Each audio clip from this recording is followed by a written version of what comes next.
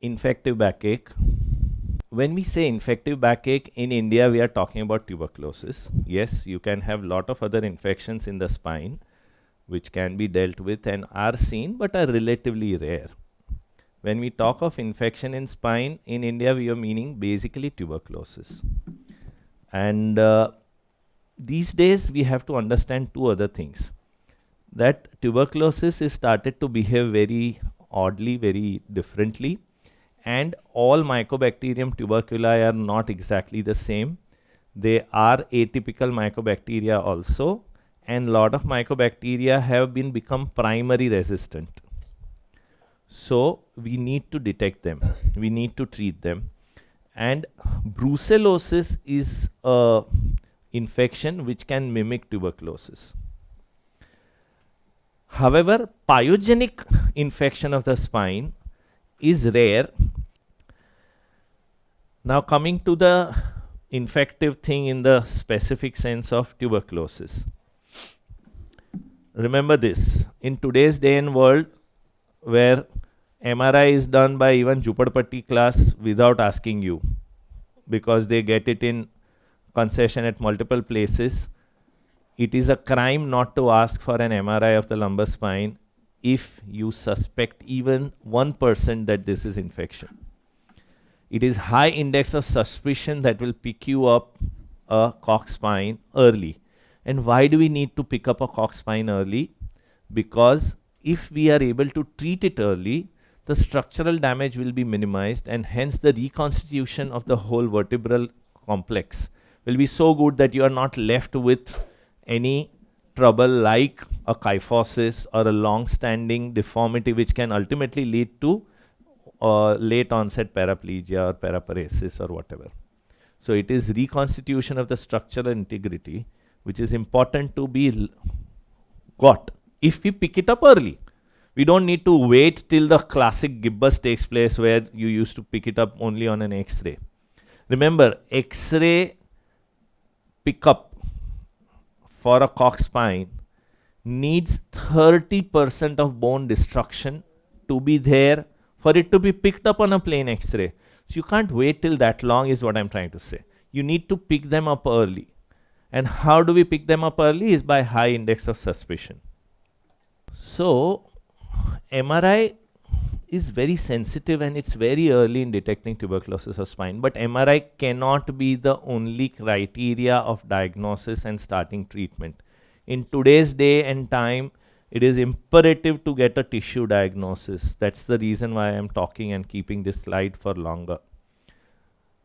I have myself not done tissue diagnosis for long years, but with this recent trend of picking up very early tuberculosis of atypical variety or tuberculosis which are resistant to primary resistance. It's not like secondary resistance, primary. The first time they have had tuberculosis and this bacilli are already resistant. So primary resistance being picked up so often, it is imperative that you get a tissue diagnosis for histopathology to make sure that this is tubercle, and for getting the right culture to know whether this is drug sensitive or drug resistant. So please don't be shying away from referring it to a spine specialist or a interventional radiodiagnostician for a proper biopsy of a suspected lesion, because we will miss a diagnosis which may have a MDR or a XDR, or it may be a atypical mycobacteria and we would have missed the diagnosis and missed the treatment and allowed more destruction. One more thing you have to keep in mind is that now tuberculosis is a notifiable disease and it is the doctor's duty to notify the authorities. Now you have it on the website and it is very easy.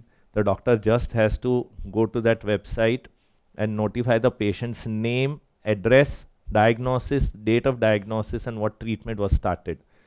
Beyond that, you are not going to be held in any way.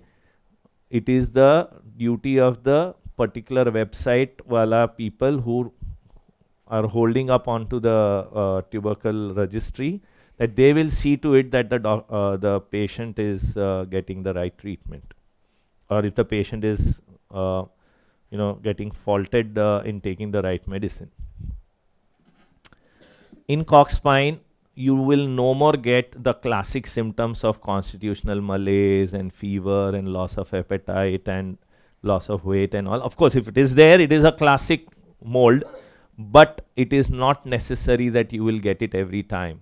I have had a person who was 100 kg weight, there was no weight loss, no anorexia, and she had Cox affection from D12 to S1, all vertebrae involved. And I was wondering, are we doing the same? I, in fact, went back and examined her again after seeing the MRI. Okay, am I missing out or something? Or is this a wrong person's MRI? And she still didn't have anything. She responded is different, but what I'm trying to say is we have always been taught the classic way that constitutional features hai and fever hai and weight loss doesn't happen all the time. Lot of Cox spines can present just with backache. So a backache which is not responding, a backache which is progressively getting worse, a backache which is localized getting worse, is Cox spine as a high index of suspicion. You prove it wrong by an MRI. If the MRI shows a suspicion, go further and do a tissue diagnosis. This should be your, in the mind, a flow chart. And as a homeopath, it doesn't make a difference. You got to do this because now it is notifiable. 30% of bone loss has to be there for a lytic lesion to be picked up on a plain X-ray. So a lot of times you don't need to wait for that long. Yeah. And I'm again saying this, I'm again and again saying this, the gold standard today of diagnosis is TB culture and histopathology both. You have to have a tissue diagnosis now. All right, we have to change now with the change in the way the bacilli are behaving. Out of experience, I'm saying that all those guys who are on AKT but do take proper homeopathic constitutional, I have seen them getting lesser side effects of the AKT. I have seen them improve their constitutional features faster. Another thing is, these papers are from India and they are big papers. It would be worthwhile going through them. HIV and tuberculosis are partners, and tuberculosis in the osteoarticular variety has huge amount of diagnostic difficulties and huge amount of possibilities of MDR and XDR. Big papers, large papers, very authentic papers in international repute journals.